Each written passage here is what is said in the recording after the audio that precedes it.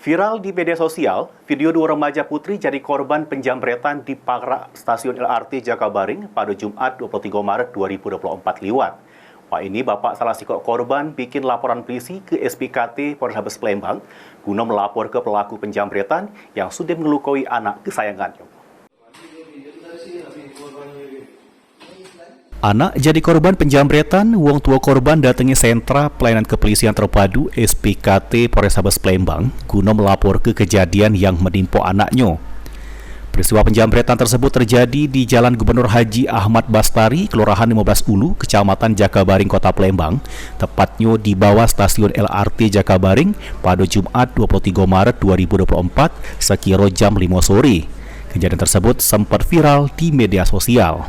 Menurut salah si korban, Safira mengungkapkan dirinya bersama korban Eka Lismanopiani nak balik dari Gor Jakabaring.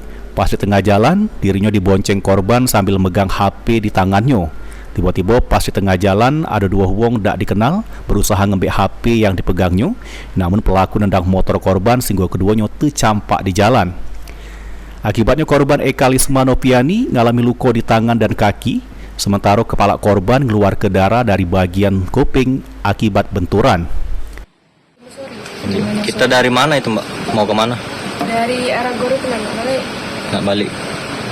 Itu cak mana itu kejadiannya? Bisa duduk di Mataram. Tapi gamis arah itu duduk miring cak ini. Tapi itu pegang tuh Wiko. Terus pas lalu itu tiba-tiba narik ke, jadi saling tarik. Mungkin kata kawan aku tuh tenang ke motor terus campak kan itu. Jadi kalau sudah ingat lagi cuma. Mbak posisinya dibonceng? Iya dibonceng. Yang korban satunya siapa Mbak namanya? Risma. Risma. Mengalami luka apa Mbak? Kalau bocor semua, luka-luka badan terus kupingnya tuh keluar darah tuh semua. Oh, yang korban ini yang mengendari motor? Iya, dia bawa motor. HP-nya kayak mana jadi? Dapat kenal itu tarik. Oh, berarti tidak sempat diambil pelaku ya HP-nya? Pelaku berapa uang, Mbak? 2. Pakai motor apa ingat? Tidak, tapi nggak salah pakai motor gigi. Bapak korban Eka Lismanopiani, Ahmad Apriandi berharap supaya polisi cepat nangkep pelaku guna mempertanggungjawab ke perbuatannya. Untuk melaporkan pelaku juga, Pak? Iya, melaporkan pelaku juga. Harapannya, Pak, sedikit, Pak? Iya, semoga tim polisi ini cepat menemukan pelaku, menangkap pelakunya terus.